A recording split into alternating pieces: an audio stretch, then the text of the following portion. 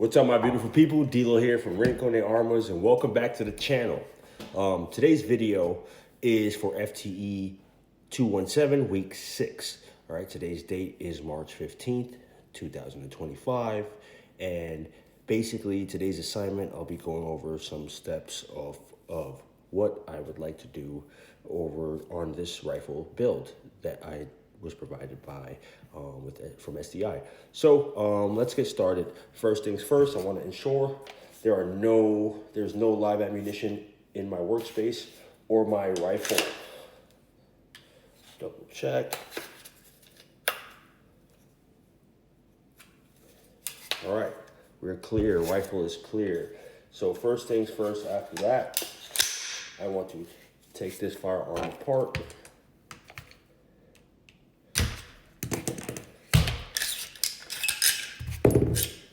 Field strip. It is required to be done on camera. So I am field stripping the firearm. It is safe. There's no bolt action group firearm in the firearm. I have also removed that. I'm not going to take this apart just because for the sake of the time limit that I have on the video. That was part one. Part two is based off of the material that I learned, something I would like to do to the firearm after it is built, and it is built. I've already done something because I have a really good buddy of mine who's an FFL owner. He is a federal firearm licensee, and he focuses on stippling and engraving. So therefore, he took my YouTube channel and my business logo and he put it on my firearm. Super cool. That's just one thing. I also want to add a foregrip. I'm not sure because it's 16 inches if I want to add a straight one or a angled. Now that I have some options there, I've added a light to it already. As you can see, there's already a light, little budget light from Amazon just to play around with it, take it to the range. I took it shooting for the first time today. So it performed really well. It exceeded my expectations on the build, and I'm really content with this firearm build and the work that I put into it. So that I've already put the logo on it, but what I would do additionally, I'd probably hydro dip it myself and re-give it to him so he can actually revisit that logo on my rifle. So part three, something I would like to add to this rifle would be a binary trigger. Now, people skeptical of it. Yeah, of course. I have had no issues with the binary trigger.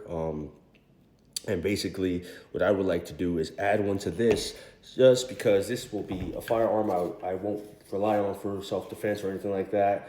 It's probably a range toy, right? So I'll be taking this out, showing it to friends, buddies of mine who, for instance, don't know about the trigger, the binary trigger systems, like for example from Franklin Armory, and I actually would use that to show them that you wouldn't really need something that's full auto. You don't have to worry about spending thousands and thousands of dollars on something full auto that's pre-banned.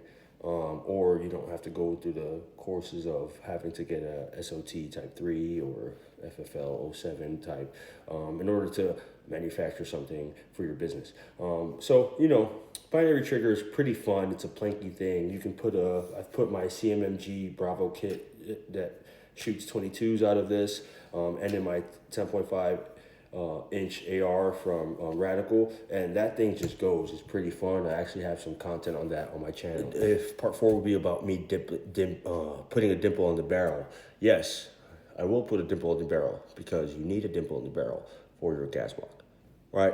It's that simple, right? It secures it a lot more, whether it's a more affordable brand or a high-end brand. You want to have a secure components in your firearm, and that's just very important to have. And I believe that dimpling the slot where your gas block will be is an extremely important part to making sure that the functionality of your AR platform is working correctly. And then I went through my video footage of the range earlier this morning, and unfortunately, I cannot complete that part because my video did not save to my phone. I thought I pressed record, and unfortunately, I may have not pressed record, or it just did not save or it could be that I have to check my phone storage and I just didn't update it and didn't know that I was not recording, but I did do a drop test, then wipe the gun down. Still a little banged up in certain parts, but I did drop it, and it was loaded when I did so. Nothing happened, nothing went off. The safety was off, and it was on fire mode by switching the selector to fire, and nothing happened. I've never experienced anything like that. I've drop tested all my ARs, I drop test my AKs, I drop test my pistols. And I do it from about my height, and I'm about 6 feet tall. So I raise it up to at least shoulder length. I hold it like this and I drop it. I just don't let it fall. I literally put some force into the drop. And unfortunately, I don't have the footage for it, so I actually can't upload that to this part. I wanted to, so I apologize about that. But yeah, that is week 6 assignment. Just going over some of these things that I actually want to upgrade on the rifle. The build itself, I'm pretty content with. Probably something I can keep the 22 conversion kit in and let my children practice with. Appreciate your time. Like I always say, happy shooting, stay safe, all right? Peace.